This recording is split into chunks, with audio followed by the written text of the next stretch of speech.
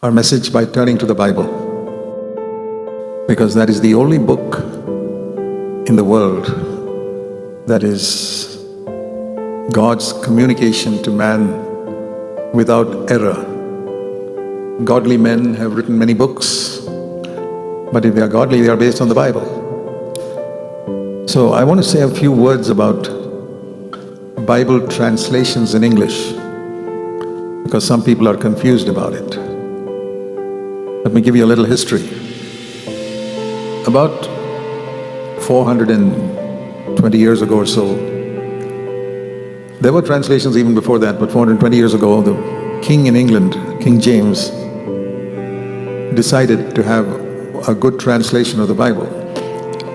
I mean, not because he was born again, but because a lot of people in England were Christians by name. So he collected a lot of scholars. Fortunately, many of those scholars were God-fearing people and asked them to translate the Bible. But he gave them one instruction: don't let your translation disturb any existing traditions in the Church of England. With that condition, that means the church traditions became more important than the translation. So if they found something in the translation that was going against the church traditions, they could not translate it like that, because otherwise he'd cut off their heads. The king had an authority like that those days. You need to know how it was. Anyway, because they were God-fearing people, the King James translation is a very good translation, but it is in the language of the English of 1600s. And some of those things, some of those words mean different today. For example, the word prevent. You know what prevent means? It means to stop someone. But in 1600, it means to go ahead of someone. In 1 Thessalonians 4, it says, when Christ comes again, we who are alive will not prevent those who are already died.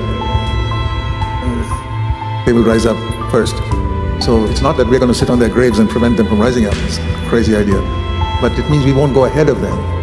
So therefore, sometimes we read, for example, charity. Charity means today giving money to the poor. In 1600, it meant love. So that's the reason why people who, like in India, where English is a second language for most people, they can get a wrong understanding. Because it says in 1 Corinthians 13, charity is the greatest. So people think giving money to the poor is the greatest thing in the world. That's not what it means. So there are some limitations when you use King James Version. I say that because if you're reading one, you probably get some wrong understandings of some of those things. But when I was converted, that was the only good English translation available, and that's what I read in 1959. But because I knew a little bit of English, I could understand that charity meant love. But then later on, about 10, 12 years later, the New American Standard Bible came out, and that's what I've been using for 50 years. And the more I've read that, I feel that is the most accurate translation in English available today. But even there, they compromised a little bit. Maybe to a New American means to please some of the American people. And I'll give you one example where they said, in 1 Peter 3, it says, a woman must adorn herself not with gold jewelry or expensive dresses, but they translated it in 1 Peter 3, verse 3 as not merely with gold jewelry, which means something completely different. Not with gold jewelry and not only with gold jewelry, two different meanings. But they added that word merely, but they put it in italics to show it is not in the original, that is our added. Why did they add it? So you see, even in translation, people sometimes bring their own thoughts into it. For example, in the King James Version, Acts chapter 12, the word Passover is translated as Easter. There was no Easter in Jesus' time. So we have to be careful in these things. The main message of the Bible is to teach us to love God with all our heart and to love others as ourselves. But some of these things are, for example, one of the things that those King James Version translators did was they came in Matthew chapter 3 to John the Baptist. He immersed people in water. And the New Testament was written in the Greek language. And the Greek word for immersed or dipped is baptizo. That's a Greek word. And that's how it was written there. immersed, dipped. In Greece, if anybody said, I dip my hand in a bucket of water, he'd say, I baptizo my hand in the bucket of water. That's the meaning of it. But if they translated the word baptizo as immerse, and that Jesus taught we must immerse people after they are believers, it would have disrupted and broken up the whole Church of England, because they were sprinkling babies. They were not immersing people. The Church of England, Anglican Church, is not immersing people even today. And because they were sprinkling babies, so these translators, they had some respect for God. They said, we can't translate that as sprinkle, because that's not the meaning of the word. So what to do?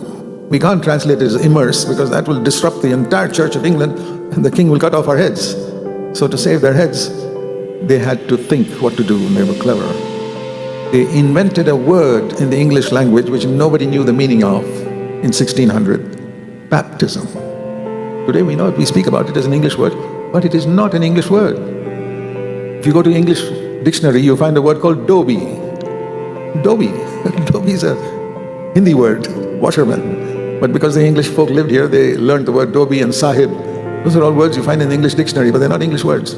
They're Hindi words, which are imported in the English language. Like that, baptizo was a Greek word imported into the English language in 1611 by those translators, because they didn't want to lose their heads and disturb church traditions. So what happened? People got the book, the Bible, and they read the word baptism and never heard that word before. He said, what does that mean? Everybody's wondering, what is this new word? We've never heard it before. And they said, that must be what they do to the children in the church. And they say when the children are born into a Christian family, they say, it's a child of God automatically. Because in the Old Testament, if you're born of the seed of Abraham, you are a Jew. You didn't have to take a decision to become a Jew. You're a child of Abraham, you are a Jew. So they imported that. They were all Old Covenant Christians, really, like today also a lot of Old Covenant Christians. They imported that into Christianity and said, if you're born into a Christian family, you're a Christian, like the children of Abraham are Jews. And so if they're a Christian, the next thing they must be baptized. So that they sprinkle on the head. So the people read the word baptism. And they said, that must be meaning what they do in the church. And so the word came, child baptism. But they don't immerse the child. So I'm just telling you how the devil has corrupted truth. But in spite of that, people came through to understand, and over a period of time, so they understood. For example, even the New American Standard Bible doesn't translate baptism as immersion, because that word got adopted into the English language, the word baptism. I wish they had translated it as immersion. But you know what will happen? All the Christians who believe in sprinkling won't buy the New American Standard Bible. And when people publish a Bible, they think of business concerns are important. People must buy this Bible we translate. So that's also in the mind of the translators. So there are so many things like this. And then, because some words are difficult to understand, and some expressions in the Greek are difficult to understand, people thought of paraphrasing. Paraphrasing means not translating, but taking a full sentence and putting it in more easy to understand words or expressive words. And one of the first paraphrases was by a man called J.B. Phillips in England. I don't know whether he was a God-fearing man, because at the back of the first publication of that book, J.B. Phillips, there's a picture of him smoking a cigar as his picture. Anyway, but then in the 1970 or so, a God-fearing man translated the Living Bible. Now, he was a very godly man who translated that, very godly man, because I have met him. He started a publishing house called Tyndale House. They even published one of my books. But Ken Taylor, he was a very humble, God-fearing man. He's dead now, gone to be with the Lord. And I found the Living Bible paraphrase excellent in many places. But remember, it's not a translation. It's a paraphrase. So it's good sometimes to read it, but if you want the accurate word, go to the NASB. I say this because many people are confused. So I found great help in the Living Bible. Is perhaps the best paraphrase of the Bible there is in the English language. But there's another one that's come much later called the Message paraphrase. That is good in some places, but not as good as the Living Bible overall.